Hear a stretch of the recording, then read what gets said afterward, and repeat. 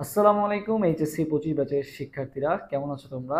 আশা করি সবাই ভালো আছো এবং আল্লাহর রহমতে তোমাদের এক্সামগুলোও আশা করি অনেক ভালো হচ্ছে। তো আজকে তোমাদের সাথে খুবই গুরুত্বপূর্ণ একটা বিষয় শেয়ার করতে যাচ্ছি। আশা করি তোমরা ভিডিওটা লাস্ট পর্যন্ত দেখবা এবং তোমাদের বন্ধুদের সাথে এবং তোমার পরিচিত মানুষদের সাথে একটু শেয়ার করে দিবা। তবে ফার্স্ট অফ অল আমি কিছুক্ষণ আগে একটা পোস্ট শেয়ার করি আর কি, মানে পোস্ট করি আর কি। সেটা হচ্ছে যে কম্পিটিং সেন্টেন্সের উপর একটা পোস্ট দিই আর কি। সো সেখানে একজন কমেন্ট করে যে ভাইয়া এটা কোন বোর্ডের জন্য প্রযোজ্য আর কি। তো সহজ কথায় বলতে গেলে এই জিনিসটা আমার মাথায় আগে আসে নাই, বাট তখন আমার মাথায় আসলো যে না, আসলে ওদের সাথে কিছু একটা রং হচ্ছে, যেটার কারণে আসলে কিছু একটা পোস্ট করলে বলে ভাই এটা কোন বোর্ডের জন্য, ওইটা কোন বোর্ডের জন্য, এরকম সামথিং আর কি। সো দেখো তোমাদের একটা বিষয় ক্লিয়ার করি আর কি। সো এইরকম যে স্ক্যাম গুলো আছে, এই স্ক্যাম গুলো থেকে সবাই একটু সাবধান থাকার চেষ্টা করবো। আমি জানি না আমার মেসেজটা তোমার কিভাবে নিবে বা সবার পর্যন্ত যাবে নাকি, বাট আমার মনে হলো যে আমার পয়েন্ট অফ ভিউ থেকে তোমাদেরকে বিষয়টা ক্লিয়ার করা দরকার। ওকে, সো ফার্স্ট অফ অল আমি তোমাদেরকে যদি একটু বলি ভাইয়া, তোমরা তো কিছুদিন পর অ্যাডমিশন দিবা, ঠিক আছে? তোমরা মনে করো ভার্সিটি অ্যাডমিশন দিবা, ঢাকা ভার্সিটিতে কেউ দিবা, কেউ মেডিকেলের দিকে যাবা, কেউ হচ্ছে ইঞ্জিনিয়ারিং এর দিকে যাবা। তবে মেডিকেলের কোশ্চেন প্যাটার্ন, মনে করো মেডিকেলের তোমার হচ্ছে ফিজিক্সটা সে একরকম, ঠিক আছে? ওখানে কোনো ম্যাথটা তেমন আসে না। তুমি ইঞ্জিনিয়ারিং এ যদি দেখো দেখবে খালি ম্যাথই আসতেছে, ওখানে থিওরি খুব একটা আসে না। ওকে, আর তুমি যদি ভার্সিটির দিকে যাও দেখবা যে ম্যাথও আসতেছে বা থিওরি আসতেছে, দুইটাই কিন্তু আসতেছে আর কি। আমি তোমাদের ফিজিক্সের এক্সাম্পল দিয়ে বুঝাচ্ছি আর কি। তো ঠিক একইভাবে তুমি যদি ভাবে চিন্তা করো যে মেডিকেল, ভার্সিটি এবং ইঞ্জিনিয়ারিং প্রিপারেশন কিন্তু আলাদা আলাদা তোমাকে নিতে হচ্ছে, কিন্তু এই যে বোর্ডের যে মানে এক্সাম গুলা, এটা কি তোমার এমন যে রাজশাহী বোর্ডের জন্য এরকম কোশ্চেন হবে, একটা স্ট্যান্ডার্ড থাকে, যশোর বোর্ডের জন্য আরেক স্ট্যান্ডার্ড, ঢাকা বোর্ডের জন্য আরেক স্ট্যান্ডার্ড? তাহলে এইরকম তোমরা কেন স্ট্যান্ডার্ড ফলো করতেছো যে ভাই ঢাকা বোর্ডে কি কি পড়বে আমাকে ঢাকা বোর্ডে সাজেশন দেন, আমাকে রাজশাহী বোর্ডে কি কি পড়বে রাজশাহী বোর্ডে সাজেশন দেন? এগুলো তো কখনো সম্ভবই না, বা এটা তো আসলে পসিবল না। হ্যাঁ, কিছু কিছু টপিক হয়তো কমন পড়তে পারে, বাট এরকম কিন্তু কখনোই সম্ভব না যে তোমাকে ঢাকা বোর্ডের জন্য আলাদা একটা সাজেশন বানিয়ে দিতে হবে, রাজশাহী বোর্ডের জন্য আলাদা সাজেশন বানিয়ে দিতে হবে।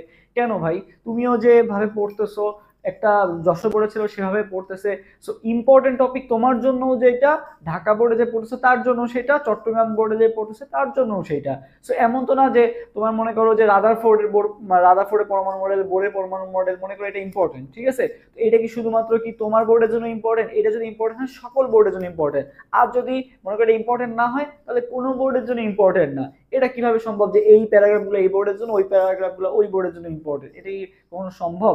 এটা কখনোই সম্ভব না। তোমাকে ওভারঅল বোর্ডে যেগুলো আসতেছে বিগত 5 বছরের বা বিগত 4 বছরের, তুমি সকল বোর্ডের প্যারাগ্রাফগুলো পড়ে যাও না, সকল বোর্ডে তুমি স্টোরিগুলো পড়ে যাও না?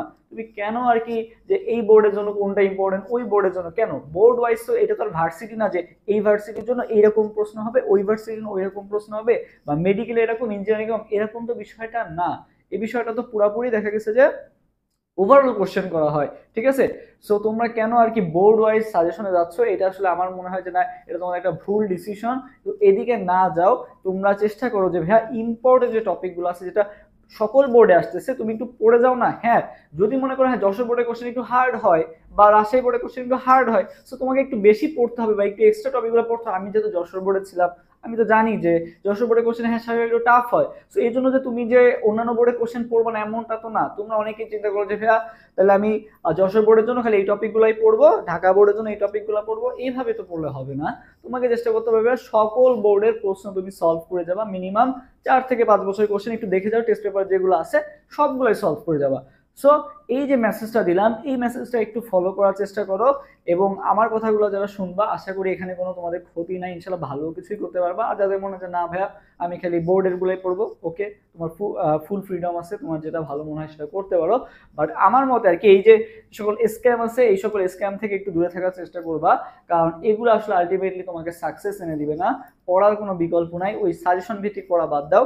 জাস্ট তোমাকে আমি সাজেশন দিচ্ছি বা এরকম সাজেশন দিচ্ছি, ওভারঅল একটা সাজেশন দিচ্ছি, এই সাজেশনগুলো পড়ে যাও। এটা সকল বোর্ডের জন্য প্রযোজ্য, এমন না যে ঢাকা বোর্ডের জন্য তোমার ইন্টিগ্রেশন আসবে এই টাইপ, আর তোমার হচ্ছে যশোর বোর্ডের জন্য ইন্টিগ্রেশন আসবে ওই টাইপ থেকে, এরকম তো না, তাই না? তো সব অধ্যায় ইম্পর্টেন্ট, সব অধ্যায় তোমার ইম্পর্টেন্ট টপিকগুলো যেটা আছে সেটা সব বোর্ডের জন্য ইম্পর্টেন্ট, ঠিক আছে? এই বোর্ডের জন্য আলাদা ইম্পর্টেন্ট, ওই বোর্ডের জন্য আলাদা ইম্পর্টেন্ট।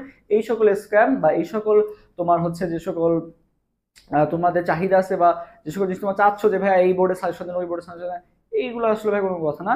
সব বোর্ডই তোমার ইম্পর্টেন্ট, মানে সব বোর্ডের জন্য ইম্পর্টেন্ট। ওকে, এই যে তোমাদের যেই ভুল ধারণা বা ভুল যে এইখান থেকে একটু বের হয়ে আসো এবং চেষ্টা করো আর কি মনোযোগ দিয়ে বোর্ডের কোশ্চেনগুলো ভালো মতো পড়ে যাও, ইনশাল্লাহ দেখবে এখান থেকে ভাইয়া অনেক কিছু তুমি কমন পেয়ে যাবা। সো যদি মনে হয় যে না ভাইয়ার কথা শুনবো তাহলে শুনো, আর যদি মনে হয় যে না, ওকে, ঠিক আছে। সো দেখা যাবে ভাবি ইনশাল্লাহ নেক্সট ভিডিওতে, এবং আমাদের অ্যাডমিশন রেসের ক্লাসগুলো করবো ইনশাল্লাহ। ভালো একটা রেজাল্ট তোমাদের ইনশাল্লাহ আমরা উপহার দিব, এবং তোমাদের জন্য কিন্তু আমি কিন্তু মেনলি কেমিস্ট্রি বায়োলজি পড়াচ্ছি, ফিজিক্স ম্যাথেরও ক্লাস হবে ইনশাল্লাহ, এবং বাংলা ইংলিশ এখানেও আমরা চেষ্টা করছি ফুল সাপোর্ট দেওয়ার, এবং আশা করি আইসিটিতে তোমরা একটা ফুল সাপোর্ট পাবা। সো তোমাদের জন্য যা যা দরকার সবকিছু কিন্তু অ্যাডমিশন ওয়ারিয়ার্স করতেছে এবং করে যাবে ইনশাল্লাহ। তো তোমরা আমাদেরকে সাপোর্ট দিয়ে যাবা। দেখা হবে ইনশাল্লাহ নেক্সট ভিডিওতে। সে পর্যন্ত সবাই ভালো থাকো। আল্লাহ হাফেজ। আসসালামু আলাইকুম।